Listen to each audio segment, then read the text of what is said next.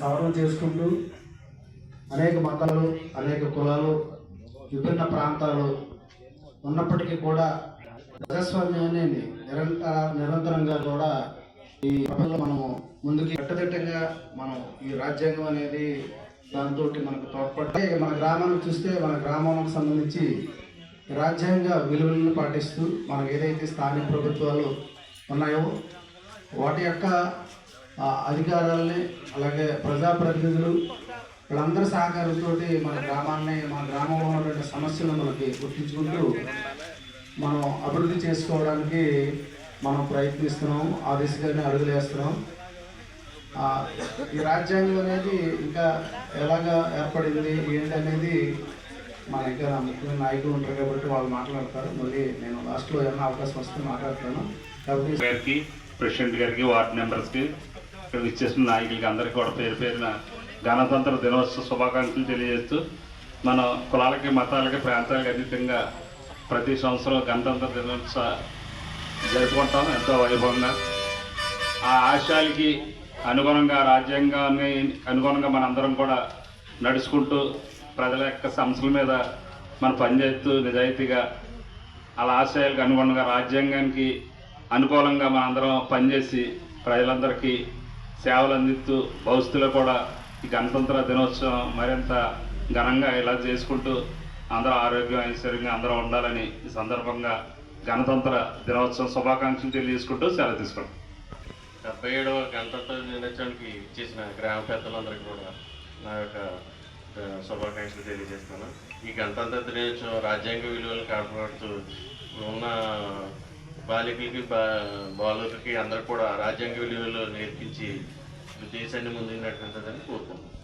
మొగల్తూరు గ్రామ పంచాయతీ ఆధ్వర్యంలో 77వ గణతంత్ర దినోత్సవం సందర్భంగా మరి జెండా ఆవిష్కరణకు ఇచ్చేసినటువంటి మన గ్రామ సర్పంచ్ గారు, సెక్రటరీ గారు, అలాగే పంచాయతీ బోర్డు మెంబర్స్, గ్రామ ప్రజలందరికీ కూడా అభినందనలు, అలాగే గణతంత్ర దినోత్సవ శుభాకాంక్షలు. డ్రాఫ్టింగ్ కమిటీ చైర్మన్గా 7 సభ్యులతో ఏర్పాటు చేసి మరి ఈ రాజ్యాంగ చట్టాన్ని మనకి ఆ రోజున తయారు చేయడం జరిగింది.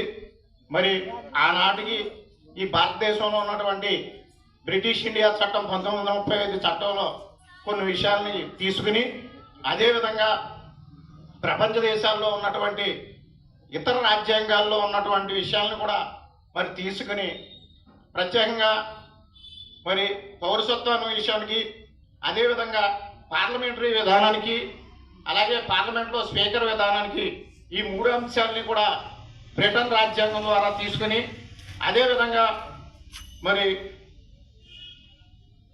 ప్రత్యేకంగా ఏదైతే పౌరులకి హక్కులు ఉన్నాయో ఈ పౌర హక్కులకు సంబంధించి, అలాగే అత్యున్నత న్యాయస్థానం గురించి, అలాగే న్యాయ సమీక్ష గురించి ఈ 3 యొక్క అంశాలని కూడా మరి ఆనాడు అమెరికా రాజ్యాంగం ద్వారా తీసుకోవడం జరిగింది. అదేవిధంగా ఈ రాజ్యాంగంలో ఉన్నటువంటి ఆదేశక సూత్రాలు, అదేవిధంగా రాష్ట్రపతి ఎన్నిక, ఈ 2 అంశాలని కూడా ఐర్లాండ్ రాజ్యాంగం ద్వారా తీసుకుని, అదేవిధంగా మరి ఏదైతే ప్రాథమిక విధులు ఉంటాయో మనకు హక్కులతో పాటు ఆ విధుల్ని రష్యన్ రాజ్యాంగం ద్వారా, అదేవిధంగా కేంద్ర రాష్ట్ర ప్రభుత్వాల యొక్క సంబంధాలు ఏ విధంగా ఉండాలనేది కెనడా రాజ్యాంగం ద్వారా, అదేవిధంగా ఈ దేశానికి అత్యవసర పరిస్థితి వచ్చినప్పుడు ఏ విధంగా స్పందించాలనేది మరి జర్మనీ రాజ్యాంగం ద్వారా మరి ఆనాడు తీసుకుని ఈ రాజ్యాంగాన్ని ఏర్పాటు చేయడం జరిగింది.